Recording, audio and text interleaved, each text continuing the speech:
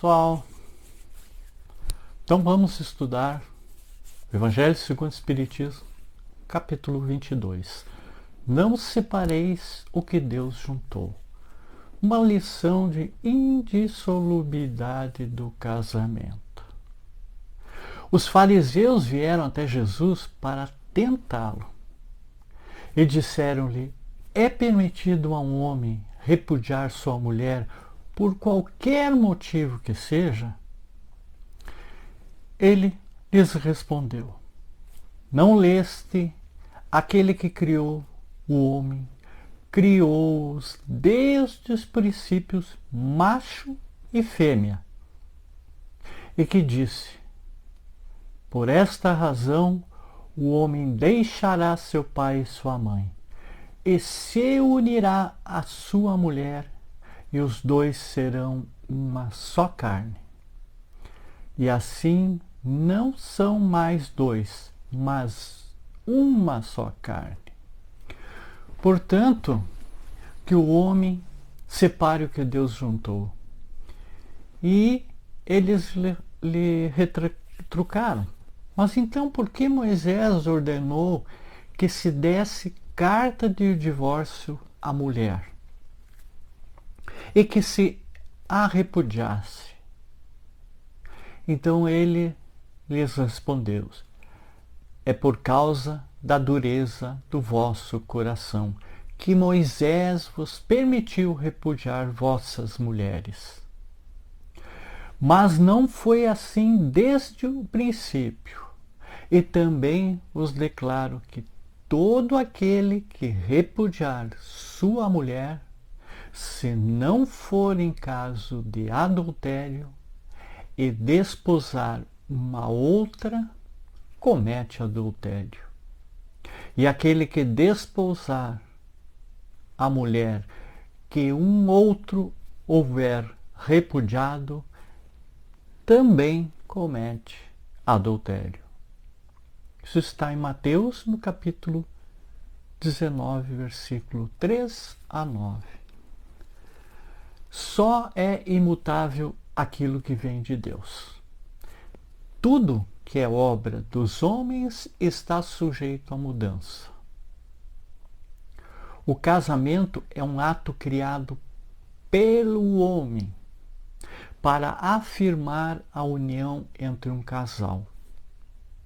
Algumas vezes acontece por interesse de bens materiais, outros pela fusão de sobrenomes, de famílias, e também por amor do casal e vontade de constituir uma família. As leis da natureza são as mesmas durante todos os tempos. As leis humanas já não são, elas mudam conforme os anos, os lugares e o progresso da inteligência. Tudo isso faz. No casamento, o que é de ordem divina é a união dos sexos para operar a renovação dos seres que morrem. Por outro lado, as condições que regulam o ato de tal forma humanas que não há no mundo inteiro, mesmo na cristandade, dois países onde elas sejam absolutamente iguais. Elas variam entre povos, religiões, países e épocas. Por consequência, aos olhos da lei civil, o que é legítimo numa região e numa época é adultério numa outra região e num outro tempo. O tema adultério, ele merece ser melhor discorrido. Esse ato errôneo de quem busca uma relação qualquer com um terceiro deve ser definitivamente entendido como vergonhoso e gerador de débitos, se não nesta encarnação, será devido em outra. Muitas vezes, levados pelos devaneios dos instintos carnais, que são desejos insaciáveis, conduzem o ser humano a erros recorrentes de encarnações passadas. Nossa sociedade vulgariza esse tema.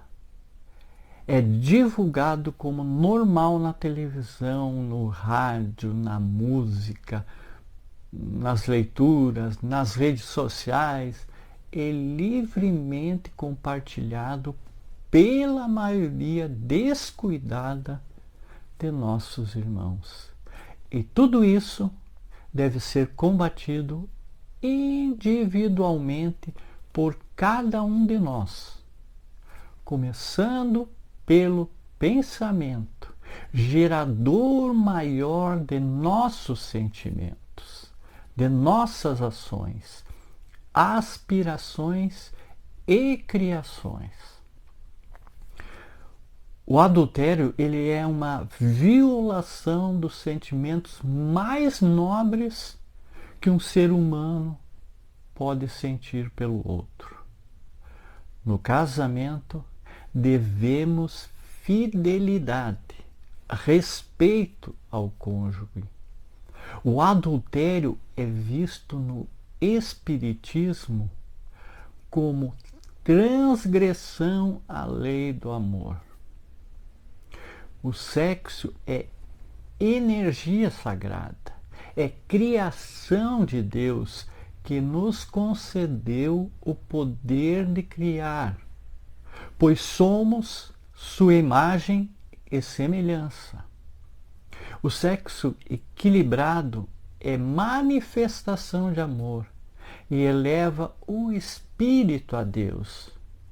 Mas o sexo em desequilíbrio pode ser motivo de queda e destruição.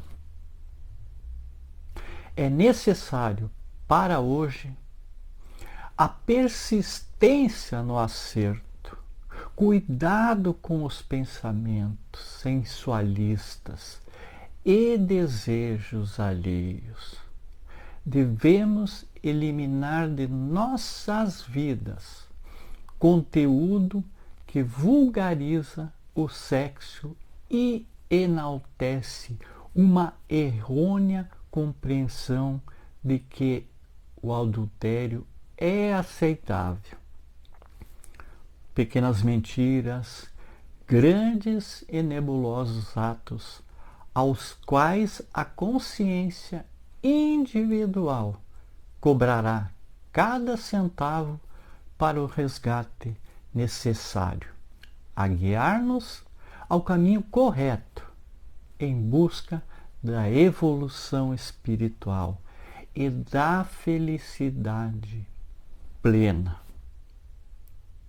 O perdão, ele também merece ser lembrado aqui, pois perdoar é necessário 70 vezes 7, como disse Jesus. Compreendem os que perdão é aceitar o erro alheio, com sensatez, não felicidade, sem raiva, com compaixão, não inimizade. Temos o dever de perdoar, pois certamente em nossas múltiplas existências cometemos erros gravíssimos aos quais suplicamos perdão. Perdoar é aceitar o erro sem rancor, sem raiva, sem ódio, porém sem exigência de se manter próximo. Cada caso é um caso. Não existe regra. A lei que direciona é a lei do amor. Temos que aprender que necessário é amar o próximo, independente de quem seja, como a si mesmo. Ou seja, é necessário compreender que precisamos ter amor próprio para poder amar ao próximo. Há aqueles que entregam-se a múltiplos relacionamentos. Não se satisfazem com um único, com um único companheiro. Com a adrenalina do relacionamento extraconjugal, ela é direcionada pela decisão instintiva animal, criando dores difíceis de superar. Como disse numa frase o Divaldo Franco sobre o tema, comparando com a linguagem dos peões boiadeiros: dê corda ao potro jovem e vivaz para que corra e tropece mais à frente, se a corda for curta, há de quebrar a haste, que a mantém próximo. Amor é a lei. Qualquer outra decisão contrária é egoísmo, egocentrismo, sujeita a lágrimas e ranger de dentes. Agradecemos as múltiplas existências que nos ajudam a compreender e aceitar com menos dor essas situações. Aliança partida. Voltando ao tema principal, a indissolubilidade do casamento, há em países em que só o casamento religioso ele é legítimo. Em outros é preciso também o casamento civil.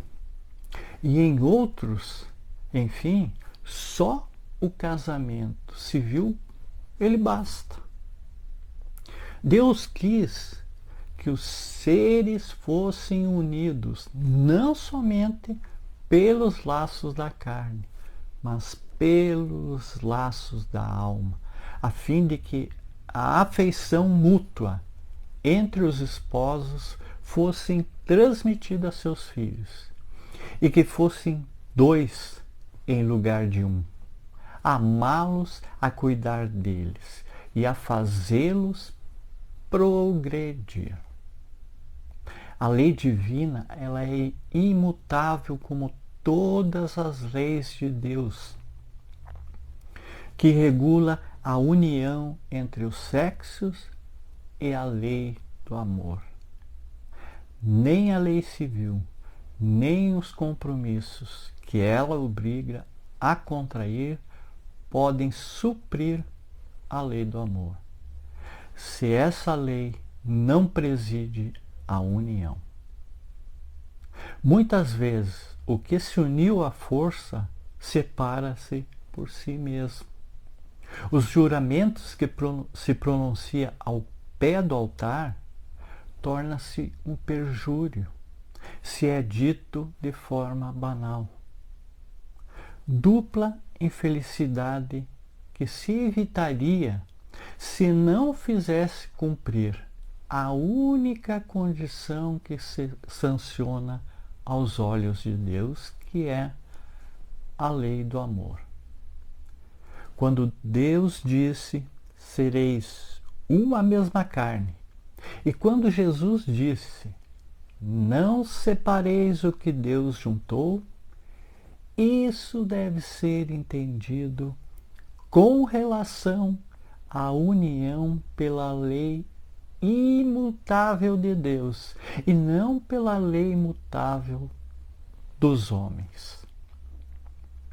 A lei civil, ela é necessária. Ela tem como objetivo regular as relações sociais e os interesses das famílias, conforme as exigências da civilização. Ela deve ser previdente, porque o homem civilizado não pode viver como um selvagem. Um dia, perguntar-se-ão se é mais humano, caridoso e moral pressionar-se um contra o outro, dois seres que não podem viver juntos, ou conceder-lhes a liberdade. E também se a perspectiva da união indissolúvel, que é inseparável, né, não aumenta o número de uniões irregulares. O que significa o que Deus juntou, não separe o homem? E uma resposta que nós podemos dar. O comando, o que Deus juntou, não separe o homem, refere-se ao casamento e ao divórcio. É do ensinamento de Jesus sobre o casamento e o divórcio que está em Marcos, capítulo 10, versículo 1 a 12, e Mateus, no capítulo 19, 1 a 12, que em ocasião os fariseus perguntaram a Jesus se era legítimo que um homem se divorciasse de sua esposa. Jesus, em sua essência, responde que não. Não tendes lido que o Criador, desde o princípio, o fez homem e mulher, e que disse: por esta causa deixará o homem pai e mãe, e se unirá à sua mulher, tornando-se os dois uma só carne, de modo que já não são mais dois, porém uma só carne. Portanto, o que Deus juntou, não separe o homem. Isso está em Mateus 19, do 4 ao 6. Também em Gênesis, do 1, 27 e 2, 24. A lição de Jesus é que um casal é algo que Deus uniu. O casamento não é de origem humana. Ela originou-se com Deus e faz parte da maneira que Deus projetou que a raça humana vivesse. Ao dizer isso, ele disse: não separe o homem. Um casamento. Jesus ensinou que o divórcio não faz parte do plano de Deus. Uma vez que um casal é casado, foram unidos pelo próprio Deus. E a união é para toda a vida. Este princípio é válido apesar da fé ou a falta dela do casal, né? Quando dois ateus se casam, também foram unidos por Deus. Quer o reconheça ou não. Se Deus os uniu, então nenhum ser humano tem o direito de romper essa união. Mais tarde, depois que Jesus diz: o que Deus juntou, não o separe o homem, os fariseus ressaltam que Moisés permitiu o divórcio.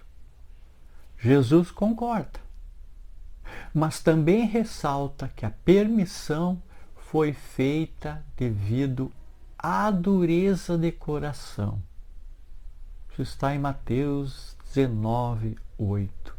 Reiterando que o divórcio nunca fez parte do plano original de Deus. O mandamento de Jesus contra a separação do que Deus uniu implica que é possível que uma união matrimonial seja quebrada e que uma só carne seja separada pelo divórcio.